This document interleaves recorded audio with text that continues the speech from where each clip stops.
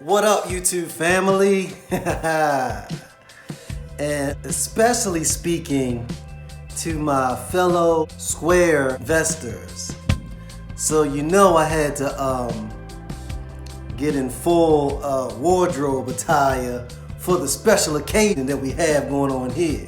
You see You see me with the Versace. You see me with the Versaces. You see, I had to put the big chain on, the Versaces, and the fitted. And why is that, gang? I know you probably heard already. Because I'm really a little bit late on the news. But I have more to talk about than probably just reporting the fact that Jay-Z is now partnered up with Square. All right, Square getting in the streets. It's The Rock. I'm not a businessman, I'm a businessman. Yeah, man, so the diamond is with the Square. You heard it, folks, Yes. Square to buy Jay-Z's music service Tidal and appoint him to the board. Yes, guys. Yes, it's some good news there. And you already know they're gonna have a lot of good news coming because our stock has sunk terribly. But we need all the good news that we can stand right now, you know? Any good news is good news, you know what I'm saying? But it's a bigger play here than what I think most people are even looking at. Because even on a lot of the sites where they're reporting this information, most of them are saying they are unsure as to why Square would purchase Tidal. Because it's like, what's the point? What are you trying to do here? Tidal is a music streaming company. Why would you do that? You know what I'm saying? Just to finish up the news of it, Square will pay $297 million in a mix of cash and stock to become Tidal's significant majority owner. Through Jay-Z's and Tidal's other existing artist, shareholders will retain some ownership in the company. Tidal will operate independently within Square, according to company release. And Jay-Z will join Square's board of directors. But again, like I was telling you guys, most of these people reporting it, they have no idea of why Square would take such a move. You know what I'm saying? But I see something that maybe a lot of people are being short-sighted on. I believe that Square is doing something amazing. They are setting up an infrastructure of their own. You hear me?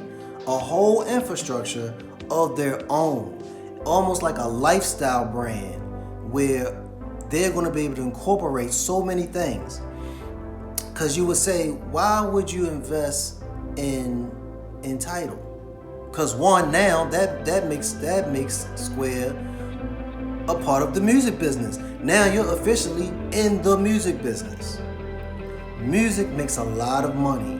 Licensing, royalties, all of that. Also, when it's time to pay royalties out, it can go through Square. Because now Square is already in the workings of making itself an official stronghold of a bank where they're going to be able to give out different loans.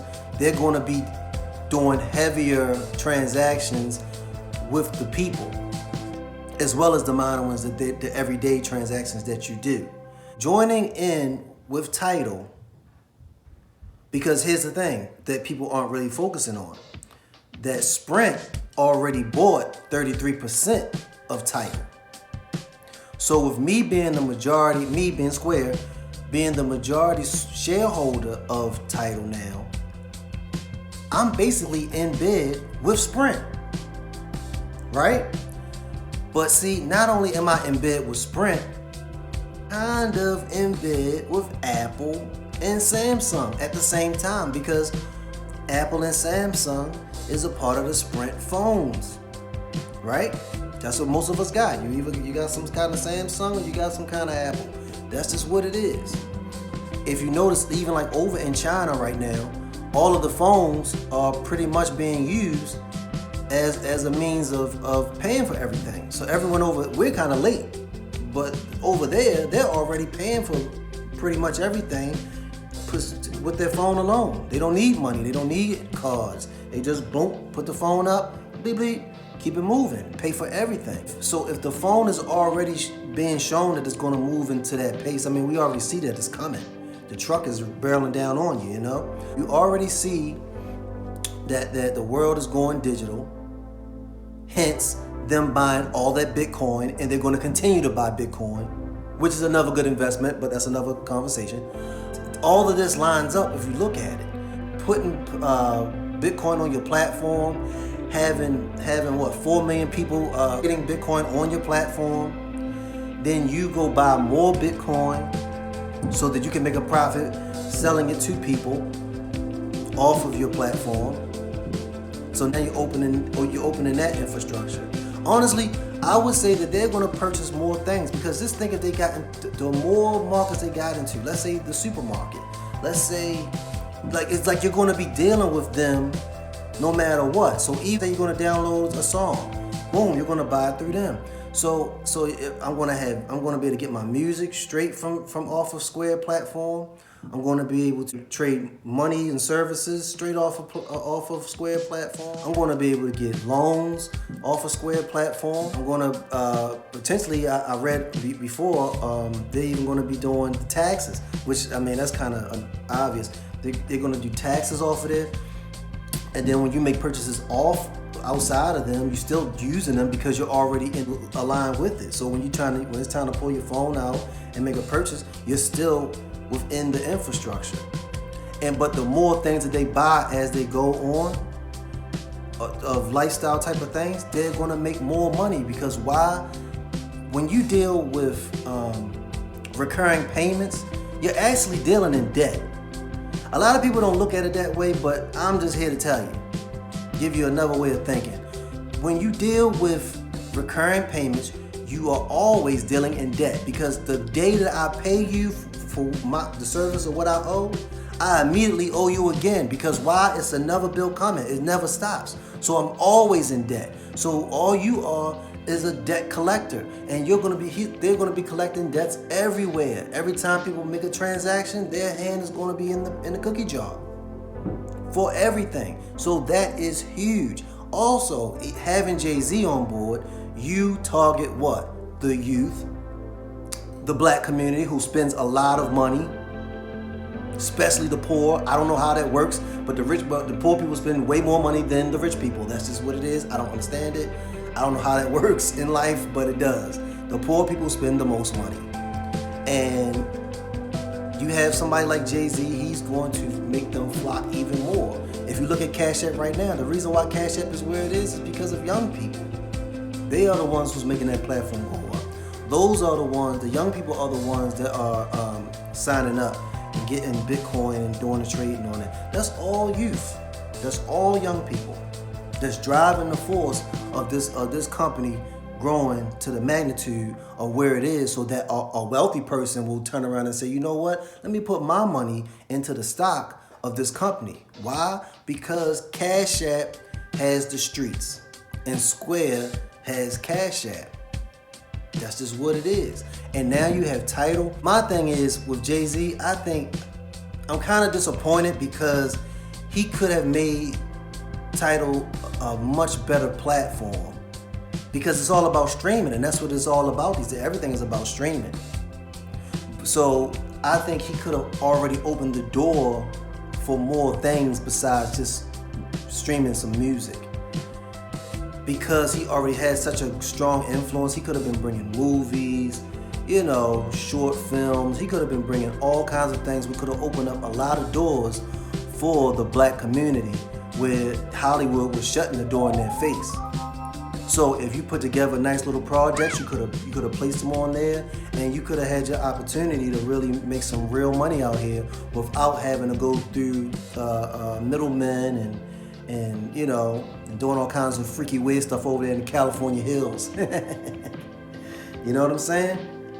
So he was really in a position to empower a lot of poor, deprived, and different races of people and give them their own power and voice.